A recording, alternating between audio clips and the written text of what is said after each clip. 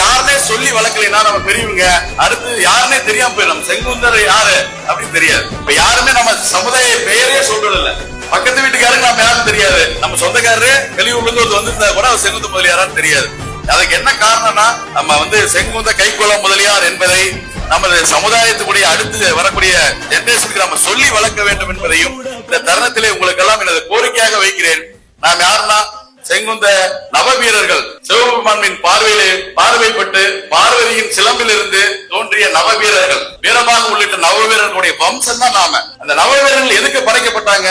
சூரபத்மனை கொல்ல முருகனுக்கு துணையாக அந்த போர் புரிய துணையாக அந்த சூரபத்மனை கொல்லவும் முருகனுக்கு துணையாக படைக்கப்பட்ட வம்சம் தான் நாம. அதனுடைய வம்சாவளி தான் வீரபாகத்துடைய வம்சாவளி தான் நம்ம செங்குந்த கைக்கொள்ள முதலியார்கள் என்பதை நமது அடுத்து வர தலைமுறைக்கு நீங்க எல்லாம் சொல்லி வளர்க்க வேண்டும் என்ற இந்த நேரத்தில் தெரிவித்துக் கொள்கிறேன். அண்ணா அவர்களை பத்தி கருத்துக்கள் நம்ம சொல்லும் போது ஒரு 2-3 கருத்தை நானும் இந்த நேரத்தில் உங்களிடம் பதிவு பண்ண கடமைப்பட்டுள்ளேன். அதாவது இன்னைக்கு ஒரு பொதுவா நம்ம சமுதாய அரசியல் சொல்ல போனா காமராஜர் மட்டுமே எளிமையானவர். காமராஜர் சாகிறப்ப ஒரு பெட்டி இருந்தது, 4 தூண் இருந்தது, 20 பணம் இருந்தது அப்படின்னு சொல்லுவாங்க. அண்ணா சாகும் போதும் அவருக்கு எந்த விதமான பணமும் இல்லை. அது அழுக்கு வேட்டி 4 வேட்டி சட்டை தான் மட்டும்தான் இருந்தது. அவர் எந்த வாகனம் எதுவுமே கிடையாது. அண்ணாட்ட மிகவும் எளிமையாக முதலமைச்சராக இருந்து வாழ்ந்து மறைந்தவர் தான் பேரறிஞர் அண்ணா அவர்கள். அதே போல என்னன்னா காமராஜருக்கு பாத்தீங்கன்னா முதலமைச்சராக கூடிய ஒரு வாய்ப்பை ஏற்படுத்தி கொடுத்த யாரும் நம்ம செங்குந்த சமுதாயம் தான். அவர் சிவகாசியில் பிறந்திருந்தாலும் கூட அவருக்கு முதலமைச்சராக கூடிய எந்த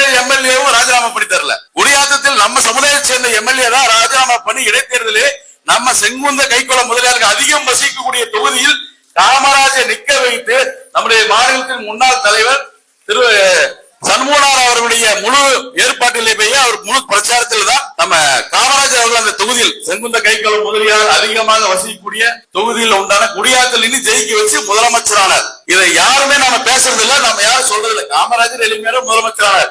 யார் ஜெயிக்க வச்சா காமராஜர்? அவங்க சிவகாசியில் அவர் நின்று தோத்துட்டார். அதுக்கப்புறம் அவர் அரசியல் பாத்தீங்கன்னா அவங்க சொந்த மக்களே அவரை தோக்கடிச்சாங்க. ஆனா நம்ம சமுதாய மக்கள் எப்பவும் விசுவாசத்துக்கு பெயர் போனவர்கள். நம்ம சமுதாய தலைவர்கள் சொன்ன ஒரே காரணத்துக்காக அண்ணா அவர்கள் அன்னைக்கு கேண்டிடேட் நிறுத்தல. காமராஜர் எதிர்த்து கேண்டிடேட் நிறுத்தாம அன்னைக்கு நம்ம குடியாத்தத்துல நின்று ஜெயிக்க வைக்க காரணமாக இருந்தவர் நம்ம செங்குந்த கைக்கொள்ள முதலியார்.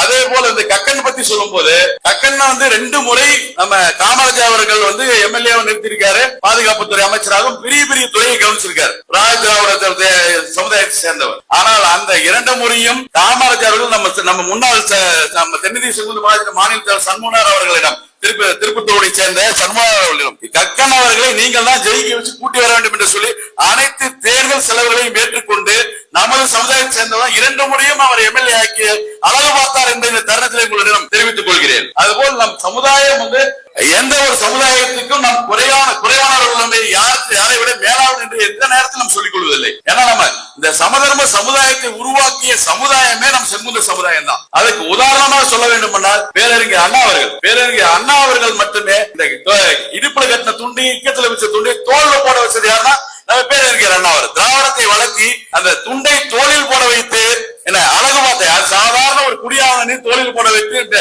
மிகப்பெரிய இடத்தில் எம்எல்ஏ மந்திரி ஆகக்கூடிய அந்த ஒரு கட்டமைப்பை உருவாக்கிய பேரறிஞர் அண்ணா அவர்கள். அதுபோல இன்றைய சூழ்நிலையில் பார்த்தீங்கன்னா மதுரை மாவட்டத்துல அரசியல் நம்ம யாரும் எம்எல்ஏ மந்திரி எல்லாம் ஆக முடியலன்னா ஒவ்வொரு மாவட்டத்திலும் ஒரு 5000 பேர், ஒரு தொகுதியில 5000 பேர் 10,000 பேர் இருக்கிறோம். நம்ம அவர் காந்தி மாமாட்டு கேட்டப்ப எத்தனை தொகுதிங்க எவ்வளவு பேர் இருக்குன்னா ஒரு சில தொகுதியில 20,000 பேர் இருக்கிறோம், 5,000 பேர் இருக்கிறோம். ஆனால் இந்த 20,000 பேர் 5,000 பேர் தான் யார் வெற்றி பெற வேண்டும் யார் தோற்க வேண்டும் என்பதை முடிவு பண்ணக்கூடிய இடத்தில் இருக்கக்கூடியவர்கள் நாமல் தான். ஏன்னா நீங்க என்ன மெஜாரிட்டியான சமூகம் 2 கட்சியில் நின்னாலும் தேவர்னா 2 தேவர் நிறுத்துவாங்க, நாடார்னா 2 நாடார் நிறுத்துவாங்க, தேவர்களோட எல்லாம் 2 நிறுத்துவாங்க. ஆனா யார் வெற்றி பெற வேண்டும் என்றதை முடிவெடுக்கக்கூடிய சமூகமாக இந்த மதுரை மாவட்டத்தில் ஏற்படுவது நம்ம செங்குந்த கைக்கொள்ள சமூகம் என்பதை தெரிவித்துக் கொண்டு அதற்காக நம்ம சமுதாயத்துக்கான கோரிக்கையை இந்த மதுரை மாவட்ட செங்குந்த மகாஜன சங்கம் வரக்கூடிய அரசியல் கட்சியிடம் அணுகி நம்ம உறவுமுறை ஒரு கட்டமைப்பு இருப்பதால் அரசியலே நாம் எடுக்கக்கூடிய முடிவுதான் யார் வெற்றி பெறுவார்கள் தோல்வி அடைவார்கள் என்பதை முடிவு பண்ணக்கூடிய இடத்தில் இருக்கிறோம். அதுக்கு நீங்கள் எல்லாம் இந்த மாவட்ட சங்கத்துக்கு கட்டுப்பட்டு மாவட்ட சங்கம் என்ன முடிவெடுக்கிறதோ அந்த தேர்தல் நேரத்தில் நமது சமூகத்துக்கான விழிப்புணர்வையும் நமக்கான தேவைகளையும் செய்து கொடுக்கக்கூடிய யார் உறுதியும் உத்தரவாதம் தெரியாதோ அவருக்குத்தான் வாக்களிப்போம். நாம் எந்த கட்சியிலும் அந்த சமூக ரீதியாக நம் சமூகம் யாருக்கு கட்டளையிடுகிறதோ அதற்காகத்தான் நாம் வாக்களிப்போம் என்று உறுதியாக நீங்கள் ஏற்றுக்கொள்ள வேண்டும் என்ற தருணத்திலே தெரிவித்துக் கொள்கிறேன்.